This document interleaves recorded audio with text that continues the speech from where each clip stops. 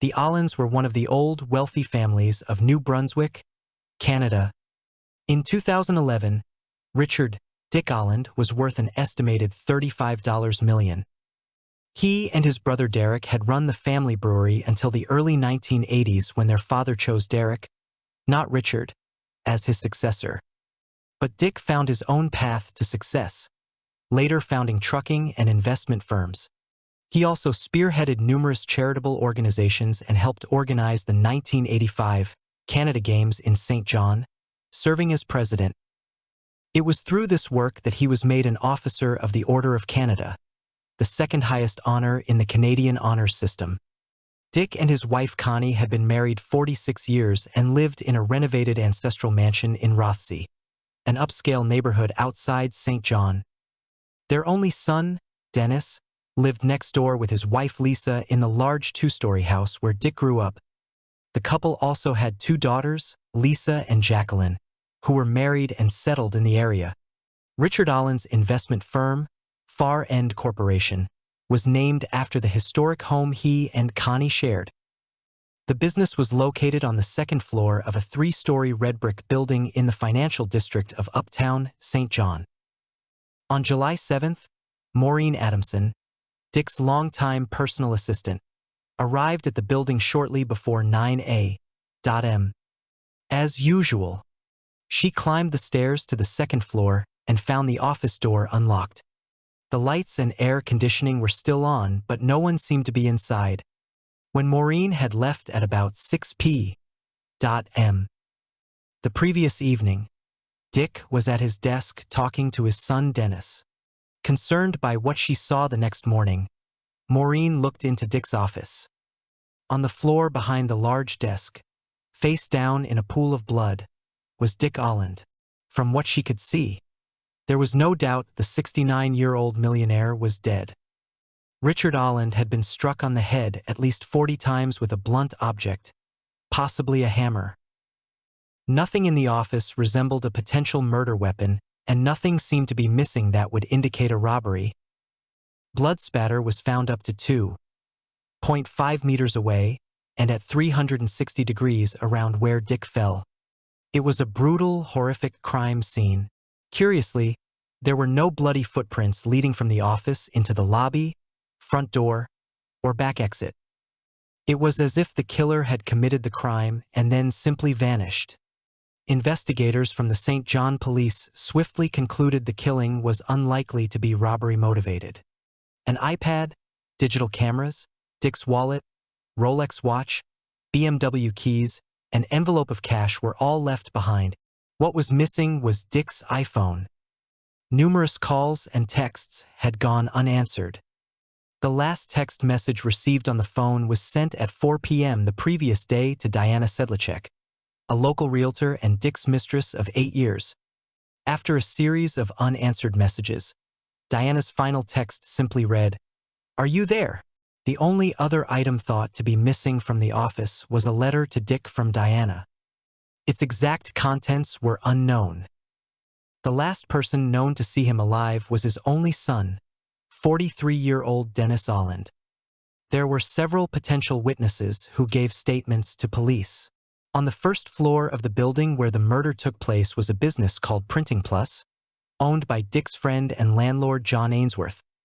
At 6 p.m. on July 6th, John was in the office with a friend and former employee, Anthony Shaw. Initially, both John and Anthony told investigators that around 7 p.m., they heard a loud crash and thump upstairs, followed by a series of quick thumps. It appeared the men had heard the murder taking place, although they did not know it at the time. No one reacted to the noise or paid it any attention. They simply carried on working.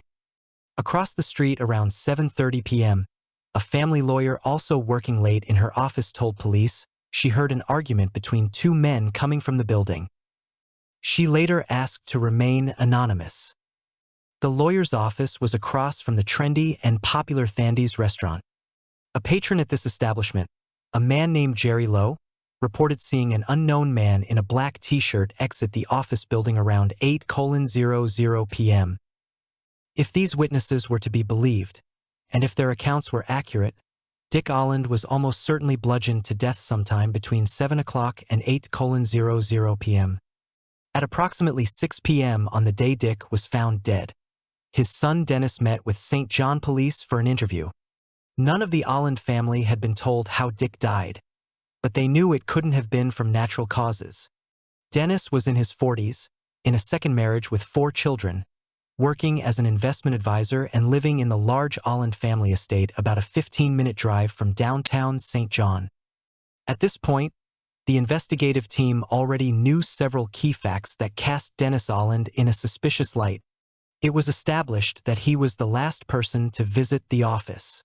They also learned that Dick had been a difficult and demanding father. And finally, Dennis was having serious money troubles. His father had recently paid off his expensive divorce, providing an interest-free loan of about $500,000. This allowed Dennis to stay in the family home with his new wife. Officers discovered that Dennis had developed a habit of living beyond his means. From January to July 2011, he spent $86,000, more than his income. His credit card was maxed out by $5,000. Dennis had missed 2 payments of just over $500 owed to Dick and a mortgage payment of just under $500. With an annual stockbroker's income of $34,000, Dennis was relying on his millionaire father to keep him afloat. The St. John police suspected that late on the evening of July 6th, Dennis had come to his father's office to ask for money. They also believed he had been turned down. During the first half of the interview, Dennis was relaxed, chatty, even laughing. He explained his relationship with his father, Richard Oland, despite all his success, wealth, and stardom in Canada, was a difficult man. In general, he could be abrasive and off-putting. In business, he was known for his ruthlessness. And in his family life, Dick was a despotic father and unfaithful husband. Yet despite all this, the man was well respected. His family put up with his eccentricities. Dennis spoke of his father in both positive and negative terms. Dennis told the officers he couldn't imagine anyone who would want to harm his father, but then he started speculating. Maybe the attacker was on an illegal substance and needed money. Or maybe it was a former girlfriend, even possibly his mistress Diana. The conversation took an unexpected turn when Dennis was asked to detail his movements the day before. Dennis' account of leaving the office around 5 p.m. and going to meet his father became somewhat convoluted. He had intended to bring a collection of genealogy documents to discuss with his father. Family history was one of the few areas where father and son had a shared interest. Dennis approached the building with the red plastic bag stuffed with documents, but as soon as he climbed the stairs to the second floor, he remembered some ancestor brochures he had left back at his own office. Dennis returned to his car to go fetch the brochures, even though his office was just a few minutes' walk from his father's. He then changed his mind again and went back into the building with the original documents in the red bag. This was around 5:30 p.m. As personal assistant Maureen recalled, Dick gave his son a friendly reception. She overheard them discussing the ancestor records as she was leaving around 6:00 p.m. Dennis was captured on surveillance video farther down the street as he exited the office at 6:12 p.m. After this, Dennis' memory began to fail him, and he did not report some details in his story to the police. At this stage, the officers found his behavior suspicious, his movements suggestive of someone who was distracted, agitated, and not thinking clearly. It seemed like how a person might act if extremely stressed or contemplating a violent act. Dennis did not initially tell the officer that after exiting the office at 6:12 p.m., he turned the wrong way down a one-way street. He explained how at that moment he texted his wife to let her know he was on his way, but accidentally sent this message to his sister instead. The most significant omission made by Dennis Oland during the police interview pertained to how many times he entered the building. Much later, the police learned that Dennis leaving at 6:12 p.m. was not his last exit. After this, he had returned to the building again, claiming it was to retrieve a logbook Maureen had asked him to give his mother. There was no one left to corroborate his reason for returning to that office a third and final time. If Dennis Oland had gone to the office to ask for money and was turned down, he may have flown into a rage. The theory being developed suggested his initial visits to the office were characterized by indecision. Surveillance video doesn't show his car circling the office building 3 times before he parked his silver Volkswagen the first time. The St. John police could not explain the reason for these loops. During the second visit, when he finally met up with Dick, he must have confronted him in person. If the millionaire refused to give his son further funds, an argument would have ensued. Dennis, flustered by the rejection, left the office. In anger, he headed to his car the wrong way. When he found his vehicle, he sent a message to his sister instead of his wife, and then drove the wrong way down a one-way street. Then he parked again. Dennis went back into the office and killed his father. But there were inconsistencies in this theory with the existing evidence, namely the time of death. The loud thumps coming from the second floor were heard in the print shop between 7:00-8:00 p.m. By 7:38 p.m. that evening, Dennis was grocery shopping.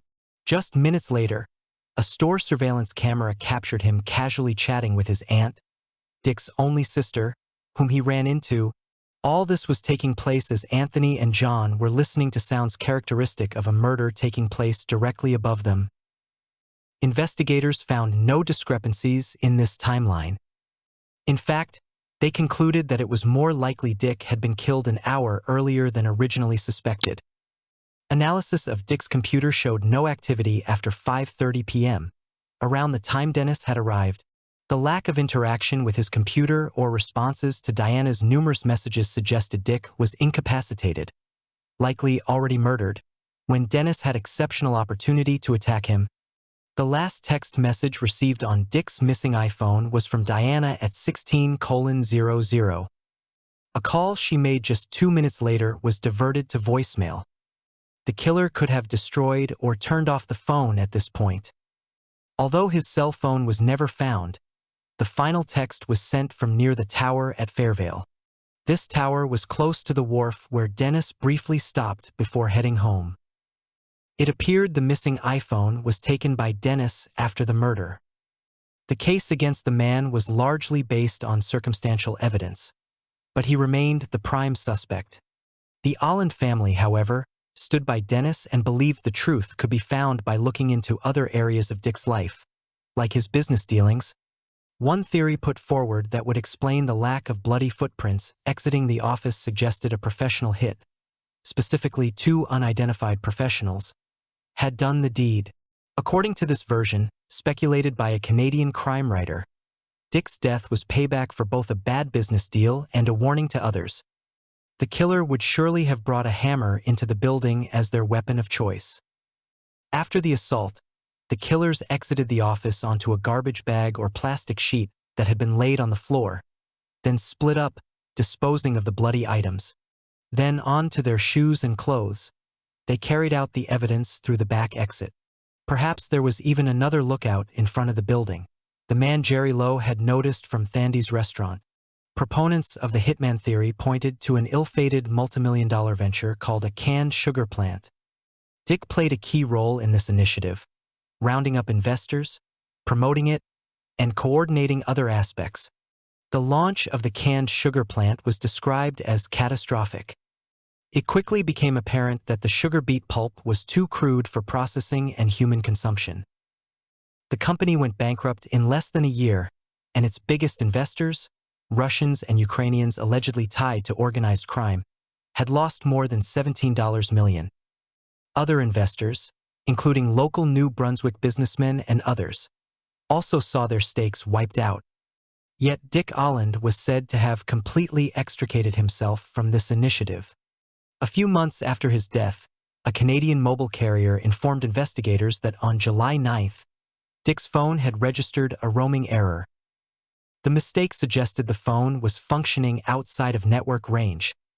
The logical conclusion was that the phone had indeed been taken out of the country in the first days after the murder. The Oland family was also developing theories with the help of a private investigator.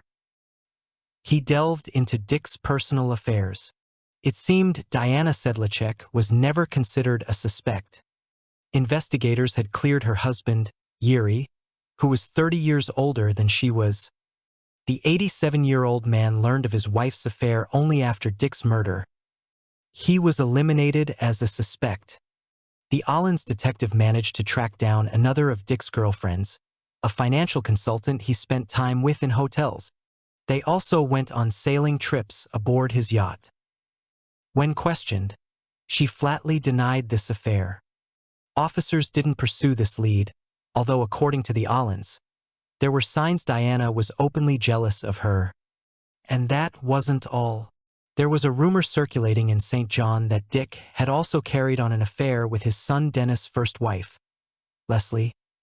Perhaps Dennis had murdered his father in retaliation for this affair. According to Dennis, it was no more than a hurtful rumor, one that nonetheless spread throughout town. He said this gossip was created by none other than a jealous Diana Sedlacek. On July 14th, officers conducted an extensive search of Dennis and Lisa Oland's home. Given the bloody nature of the crime scene, they expected to find several stained items, or possibly even the murder weapon and missing cell phone. They seized over 50 items: shoes, pants, shirts, khaki shorts, the bathroom garbage can, and his mobile phone. During the search, part of the backyard was dug up in an attempt to find buried evidence. At Renforth Wharf, where Dennis had stopped on his way home, the sheriff's team searched and canvassed the entire area. 2 witnesses saw Dennis at the wharf that evening, but neither saw him dispose of any items. His wife's yacht was also searched. Dennis' car, the silver Volkswagen, was examined for 3 days using alternate light sources, chemical reagents, and DNA samples. Criminalists found nothing. Though he had sent a message to his sister right after allegedly beating his father, there were no traces of blood on his BlackBerry keyboard. Only one piece of evidence was found: a brown jacket with visible bloodstains. Surveillance footage from a Tim Hortons coffee shop on July 6th captured Dennis wearing that same jacket. Maureen noticed he was wearing it when he came into the office, remembering this because it was an odd choice in the sweltering heat. Dennis gave police inaccurate information when asked what he was wearing on the day of his father's murder. He was very clear in stating he had on a navy blue blazer, not the brown jacket. When tested, the brown jacket revealed positive matches for blood in 3 places. The stains were very small, but the sample matched Dick Oland's DNA. When Dennis Oland stood trial in September 2015, controversy swirled around how the St. John police handled the case. Their treatment of the crime scene left doubts about the integrity of the physical evidence. Within hours of the gruesome discovery, the place had turned into a full-blown spectacle. Several outsiders had breached the office. 16 officers went to the crime scene on the first day without booties or gloves. The area was also not properly cordoned off. Zones of interest, including the foyer, washroom, stairs, and exits, were not isolated and processed. Police used the office bathroom for 2 days before analyzing it for blood and DNA. They also used the back door of the building but never checked for fingerprints, even though this could have been the killer's escape route. A footprint in the bloody floor was discovered on day 2, but due to a breakdown in protocols, it was simply assumed to be from an officer stepping there later and not part of the original scene. But when it was noticed in early crime scene photos, investigators realized its potential significance. The tread pattern was matched against the shoes Dennis was wearing that day and other pairs he owned. None were a match. The case against Dennis Oland also exposed issues in the prosecution's theory on motive. It was 3-pronged. Dennis had a poor relationship with his father. He disapproved of the affair with Diana and was angry that his wealthy dad refused to give him additional funds. The prosecution told the jury about an unpleasant Richard Oland. They heard about a man who ordered a different custom-made boat from Spain costing millions, but whose wife of more than 45 years was kept on a strict $2,000 monthly allowance and had to save receipts. They described the terrible financial hole Dennis had dug himself into. They claimed he was at risk of losing the family home, except there was no evidence Dennis received or could receive any financial benefit from his father's death. Dick's will was clear and unambiguous. Everything went to Connie. Only after her death could Dennis or his sisters receive anything. He had only missed one payment on the mortgage for his parents' house. He was not putting it at risk. Furthermore, Maureen testified that Dick had instructed her to coordinate the payments on Dennis' $500,000 loan. Maureen told the jury Dick was rather disinterested in the matter and completely unconcerned about any missed payments. This was money that would ultimately go to Dennis anyway as inheritance. If Dennis never paid back the loan, the balance would simply be deducted from his share later. There was never any indication that Dick, however strict he was with his money, ever refused his children financial assistance. But the prosecution had two pillars: the jacket and time of death. The brown jacket Dennis had lied about was stained with his father's blood. Dennis and Lisa Oland brought it to the dry cleaners the day after he had lied to the police about what he was wearing. The defense claimed the stains did not match spatter from an attack. They were very small, and there would be much more residue on the jacket even after dry cleaning if it had been at the crime scene. The defense claimed Dennis had simply not remembered which jacket he was wearing that day. He had even left the dry cleaning tag on the collar of the jacket when he hung it back in the closet. The dry cleaning staff confirmed they always check for visible stains needing treatment before washing any item, and they would have remembered if the jacket was covered in blood. Nevertheless, the jacket seemed to link Dennis to the crime scene. The potential discrepancy with witness testimony was eliminated when Anthony Shaw and John from Printing Plus stated they could not be certain when the noise came from upstairs. When Anthony testified in court, he contradicted previous statements, telling the jury it could have happened much earlier. The sounds occurred sometime between 6 to 8 p.m. John had been distracted that evening by computer problems. The prosecution believed that with no activity from Dick on any electronic devices, it had ended much earlier, shortly before 6 p.m., and never resumed even after Dennis left the office. It seemed evident Dick was murdered while Dennis was in the room with him. To the surprise of the Oland family and many who followed the trial proceedings, Dennis Oland was found guilty of murdering his father. The trial was the longest in the history of the province, lasting 37 days with more than 40 witnesses called. A month after his conviction, Dennis' defense filed an appeal. They argued the trial judge had given an improper instruction to the jury regarding Dennis giving police a false statement about his brown jacket. The judge did not instruct the jurors that they could interpret this claim as a mistake. No new evidence was presented by the prosecution when the case was heard again a year later. However, the defense team scrutinized the incriminating evidence more closely. A technicality on the part of law enforcement using unsuitable databases to vet the backgrounds of potential jurors simply led to a mistrial. The proceedings continued, but at the bench trial, it fell to the judge to render a final verdict. The court found reasonable doubt in more than one place. The judge found Anthony Shaw's testimony insincere. He believed Anthony's relationship with Dennis at Christmas had influenced his testimony. The earlier statement he had given police about the thumping upstairs occurring around 7:30 p.m. was more truthful. He had given this statement before learning Dennis was the prime suspect. The judge wrote that if Dick was killed any time after 7 p.m., Dennis could not have been the killer. In response to the DNA analysis on the brown jacket, the defense explained that a few months before the murder, Dennis and Lisa had stayed with his parents for a while. The entire time Dick and Connie were traveling, they lived in their bedroom. Dennis hung his clothes next to Dick's in the closet. The judge, based on expert testimony, determined the stains were more likely from transfer, not spatter from an assault.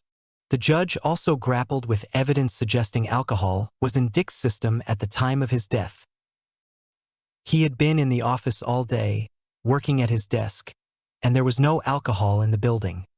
At some point during the day, or possibly after Dennis left, someone came in for a drink.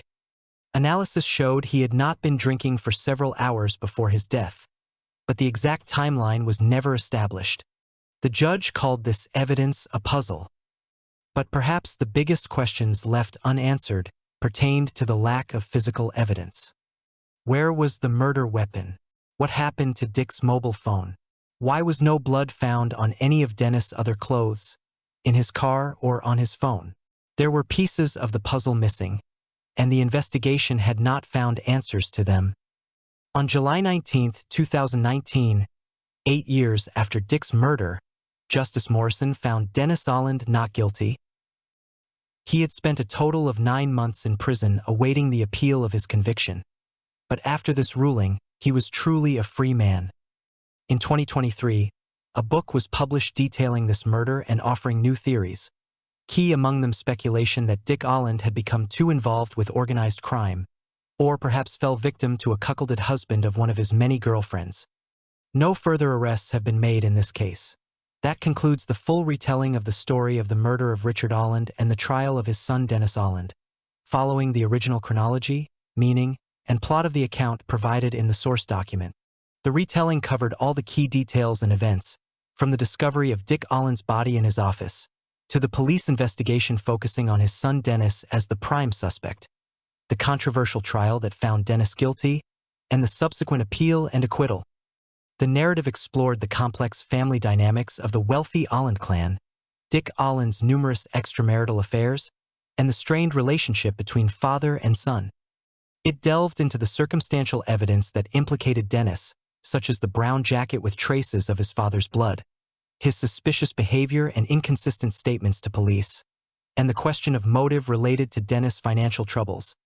However, the retelling also highlighted the many doubts and unanswered questions in the case, such as the mishandling of the crime scene by police, contradictory witness testimonies about the timing of events, lack of clear physical evidence tying Dennis to the murder, and alternative theories about potential involvement of organized crime or a jealous husband.